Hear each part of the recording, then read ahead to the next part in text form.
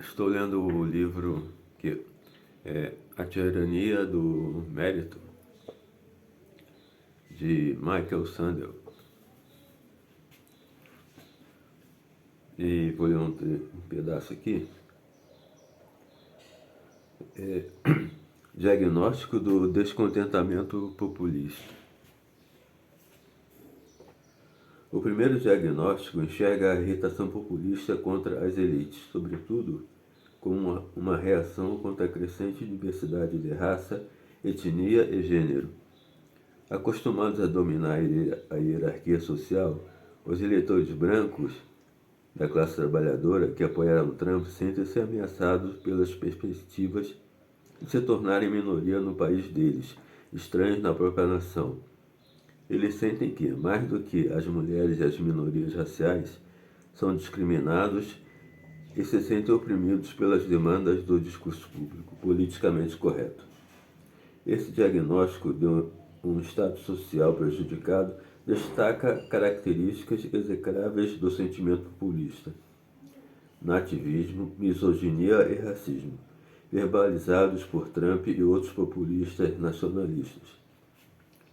O segundo diagnóstico atribui o ressentimento da classe trabalhadora à perplexidade e ao deslocamento criados pelo ritmo acelerado na mudança em uma era de globalização e tecnologia. Na nova ordem econômica, a noção de trabalho atrelada a uma carreira vitalícia acabou. O que importa agora é a inovação, flexibilidade, empreendedorismo e uma constante disponibilidade para aprender novas habilidades. Mas, de acordo com essa consideração, vários trabalhadores demonstram sentirem-se ofendidos com a demanda de se reinventarem, enquanto o emprego que outrora tiveram é terceirizado para países de mão de obra barata ou é designado a robôs. Anseiam, como quem sente saudade, pelas comunidades estáveis e pelas carreiras do passado. Sentindo-se deslocados perante as forças inexoráveis da globalização e da tecnologia, esses trabalhadores atacam migrantes, o livre comércio e elites governantes. No entanto, a fúria deles é mal direcionada, porque não percebem que protestam contra forças tão incapazes de serem alteradas quanto o clima. A ansiedade deles é mais bem abordada por meio de programas de treinamento profissional e outras medidas que os ajudam a se adaptarem às exigências das mudanças globais e tecnológicas. Cada um desses diagnósticos contém um elemento de verdade, mas nenhum deles dá ao populismo o que é devido.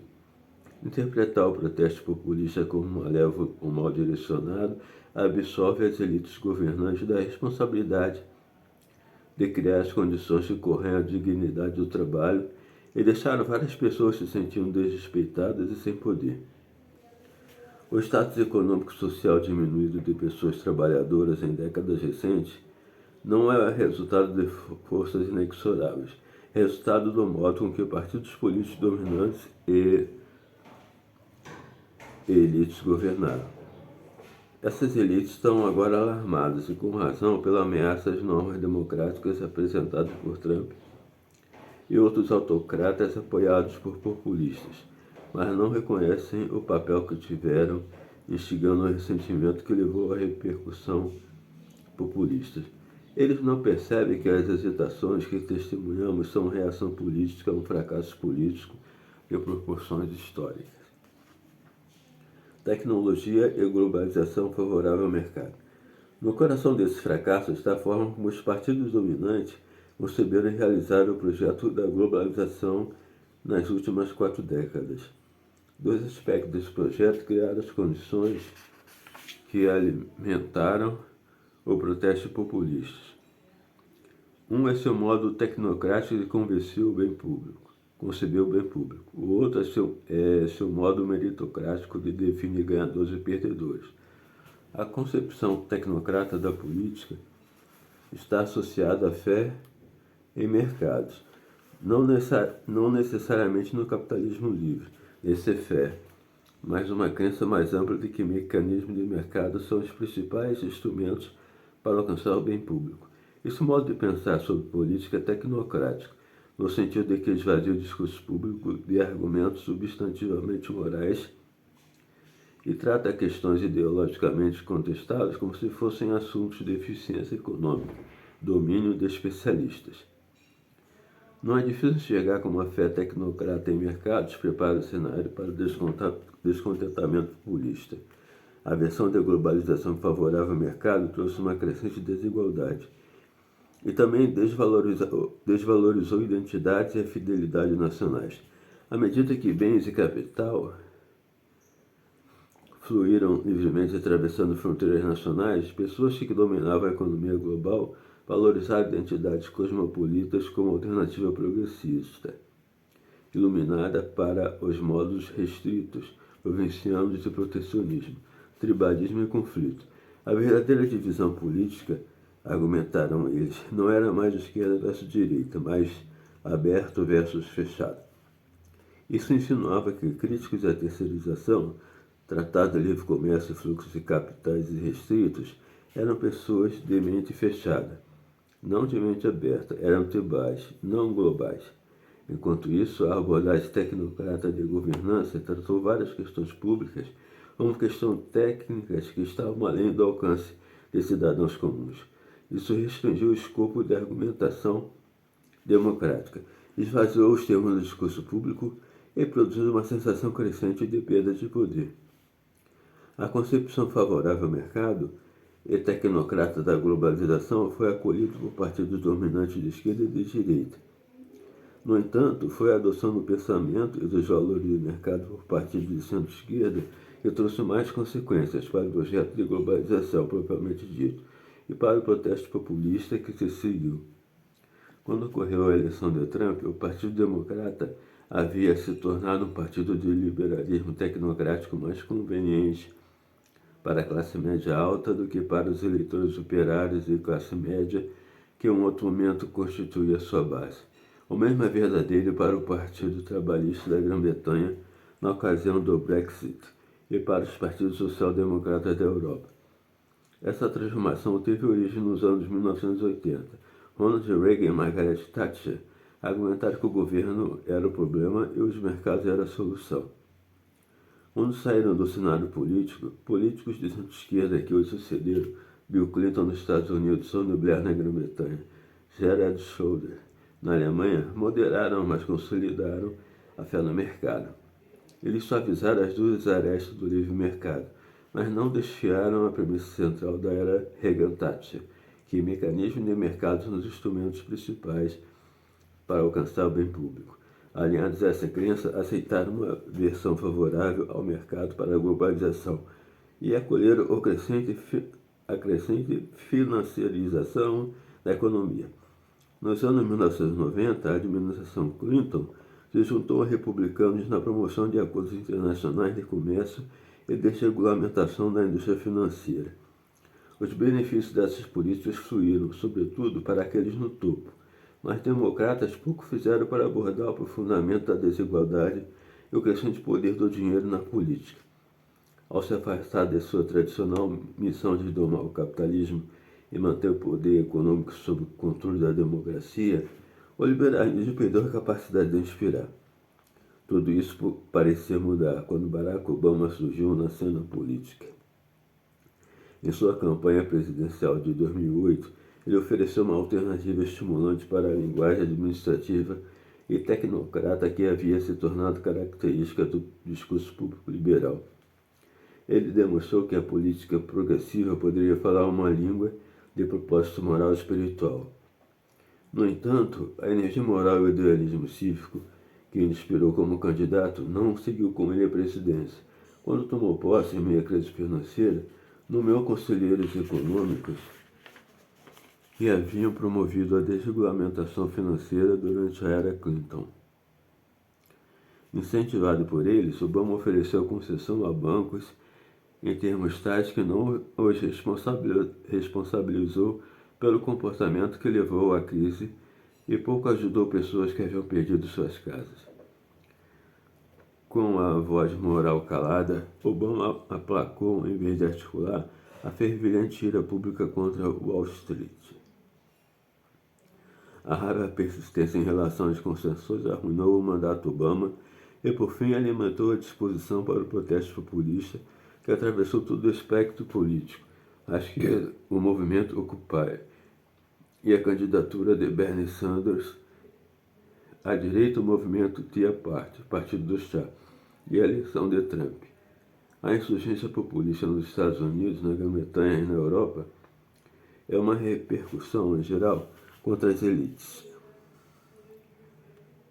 Mas os implicados mais conspícuos têm sido partidos liberais e de centro-esquerda, o Partido Democrático nos Estados Unidos, o Partido Trabalhista na Grã-Bretanha, o Partido Social Democrata na Alemanha, que nas eleições federais de 2017 alcançou uma baixa histórica nos votos. O Partido Democrata na Itália, cuja proporção do total de votos caiu para menos de 20%. E o Partido Socialista na França, cujo candidato a presidente recebeu apenas 6% dos votos no primeiro turno das eleições de 2017. Antes que possam ter esperança de conquistar de volta o apoio do público, esses partidos precisam reconsiderar sua abordagem tecnocrata favorável ao mercado para governar. Precisam também repensar algo mais sutil, no entanto, não menos consequencial, os comportamentos direcionados a sucesso e fracasso que acompanharam a crescente desigualdade de décadas recentes. Precisam perguntar por que as pessoas que não floresceram na nova economia sentem que os vencedores olham para baixo com desdém.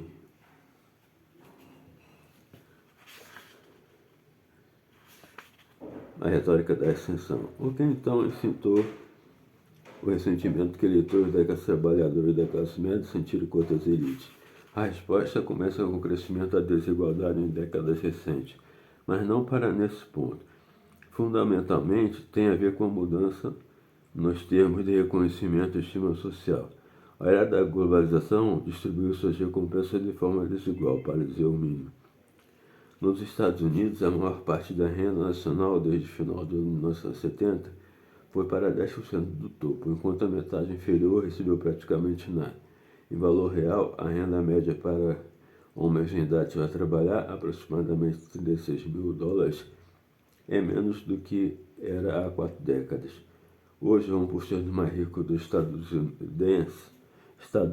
estadunidenses ganham mais do que a metade inferior somada. Mas nem mesmo essa explosão da desigualdade é a fonte principal da raiva populista. Estadunidenses há muito tempo toleram a desigualdade de renda e riqueza, acreditando que, seja qual for o ponto de partida de uma pessoa na vida, é possível ascender dos trapos à opulência. Essa crença na possibilidade de ascensão está no centro do sonho americano. Alinhados com essa crença, partidos políticos dominantes reagiram à crescente desigualdade, exigindo maior igualdade de oportunidade, oferecendo reciclagem a trabalhadores cujo emprego desapareceu devido à globalização da tecnologia, melhorando o acesso à educação superior, removendo as barreiras de raça, etnia e gênero. Essa retórica de oportunidade é resumida no lema: pessoas que trabalham duro e que seguem as regras são capazes de ascender, até onde seu talento levar. Em anos recentes, políticos de ambos os partidos reiteraram esse lema a ponto de quase se tornar um mantra.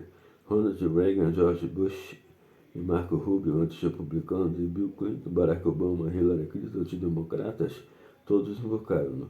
Obama se afeiçoou a uma variação desse tema, retirada de uma música popular.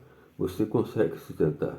Durante seu mandato, ele usou essa frase em discursos e pronunciamentos públicos mais de 140 vezes. Mas a retórica da ascensão agora soa implausível. Na economia de hoje não é fácil ascender. Estadunidenses nascidos em família pobre tendem a permanecer pobres enquanto adultos. Daqueles nascidos no quintil inferior da escala de renda, apenas aproximadamente 1 em 20 conseguirá chegar ao topo. A maioria não subirá sequer para a classe média. É mais fácil ascender da pobreza no Canadá, na Alemanha e na Dinamarca, ou em outros países europeus do que nos Estados Unidos. Isso está em conflito com a crença de longa data de que a mobilidade é a resposta dos Estados Unidos para a desigualdade. Os Estados Unidos, dizendo para nós mesmos, podem se preocupar menos com a desigualdade do que as sociedades de classe da Europa, porque aqui é possível subir. 70% dos estadunidenses acreditam Os pobres conseguem sair da pobreza por conta própria, enquanto 85% dos europeus pensam assim. Essa crença na mobilidade talvez explique porque os Estados Unidos têm políticas de bem-estar social menos generosas do que a maioria dos países europeus.